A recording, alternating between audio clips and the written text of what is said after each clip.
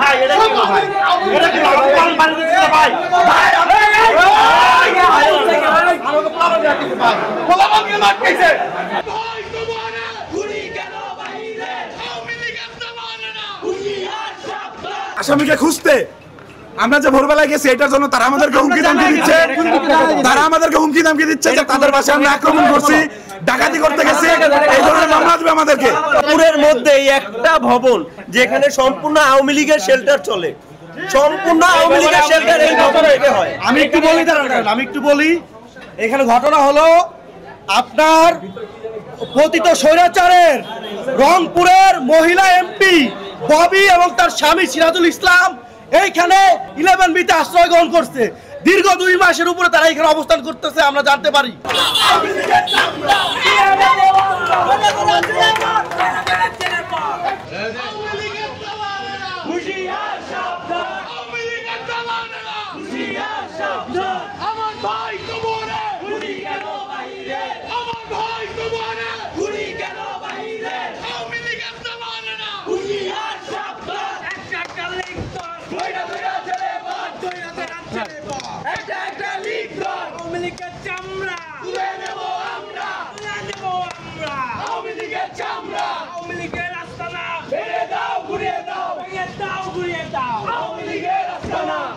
অ্যাসোসিয়েশনের লোকজন আমাদের সাথে আগে বসতে চায় যে আপনারা কি পারপাসে আসছেন এটা আমাদেরকে জানান, তারপরে আমরা দেখি আপনাদেরকে কিভাবে কোঅপারেট করা যায়।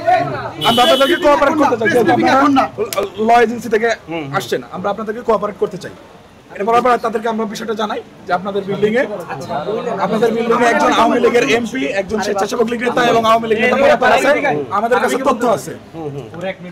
এটা বলার পরে তারা আমাদেরকে জিজ্ঞেস করে যে কোথায় কোথায় কোন কোন অ্যাপার্টমেন্টে, এগুলো আমরা জানানোর পরে তারা আমাদের সাথে দেখলাম একজনকে নিয়ে গেল, মানে যাকে গ্রেফতার করা হয়েছে হলো গাইবান্ধা আওয়ামী লীগের সহসভাপতি পাশাপাশি হলো যে এমপি ক্যান্ডিডেট ছিল। তো আমাদের কনসার্নিং ইস্যু ছিল যে মানে যেহেতু সে আওয়ামী লীগ করতে এবং 5 আগস্টের পূর্ববর্তী সময় সে যে হত্যাকাণ্ড চালানো হয়েছে সেটার পক্ষে মানে আওয়ামী লীগের পক্ষে সেটার ব্যাপারে ছাপাই গেছে। ইভেন 5 আগস্টের পরবর্তী সময় সে তার কার্যক্রমটা চলমান রাখছে। এখন আমরা ওখানে আমাদের এডিসি সাহেব আসছে বা হলো যে থানার ওসি শালী থানার ওসি আসছে, ওনাদের সাথে আমরা কথা বলতেছিলাম।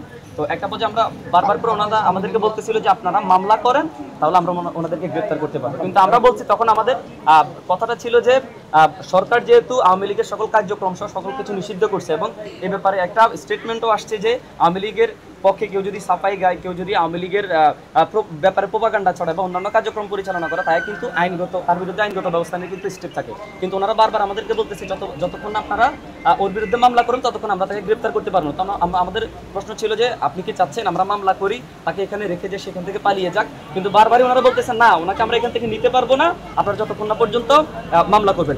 একটা পর্যায়ে এসে উনি ওনাকে চার্জ করে কথা বলতেছিল, এডিসি যিনি ছিল উনি ওকে অনেকবার করে চার্জ করে কথা বলতেছে যে আপনার বডি ল্যাঙ্গুয়েজ ঠিক না, আপনার অ্যাপ্রোচ ঠিক না। তখন উনি বলতেছে যে জুলাই আমি আন্দোলনে আহত হয়েছি, আমি জানি মানে অ্যান্টি ফ্যাসিস্ট আমার ভিতরে কি পরিমাণ, ওই জন্য আমি কোনো ফ্যাসিস্টকে সহ্য করবো না, আপনারা তার ব্যাপারে কোঅপারেট করলে করেন, কিন্তু আমরা যারা এখানে আসছি তারা ওনাকে এই ফ্যাসিস্টটাকে এখান থেকে বের করে নিয়ে যাবে। প্রথম সারির আইনজীবী বলা চলে, উনি ফেসবুকে গত 2 দিন আগে একটা পোস্ট করছেন শহীদ মিনারে যারা হামলা করলো তাদেরকে ধন্যবাদ। শহীদ মিনারে কি হামলা হয়েছে আপনারা একজন কেউ জানেন? না, হামলা হয়নি। শহীদ মিনার কি ভাঙচুর হয়েছে? না। তো এই লেভেলের প্রোপাগান্ডা তারা ছড়াচ্ছিল ওই রকম জায়গায় থেকে। দেশের প্রথম সারির একজন আইনজীবী সে এই লেভেলের প্রোপাগান্ডা ছড়ায় দেশকে অস্থিতিশীল করার জন্য, যে আর পুলিশ এসে আমাদেরকে বলে যে তার বিরুদ্ধে মামলা নেই, তাকে ধরা যাবে। হোয়াটসঅ্যাপে সে জয় বাংলা আমাদের প্রেসারে আমি অনেকগুলো পরিচালনা করেছি, পরবর্তীতে আমাকে তারা গালিগালাজ করে যে আপনার আচরণ অধ্যত্বপূর্ণ। দেন আমি বলি যে ভাই ফ্যাসিবাদের দোসরদের বেলায় আমার আচরণ যদি অধ্যত্বপূর্ণ হয় আমি এতে সন্তুষ্ট।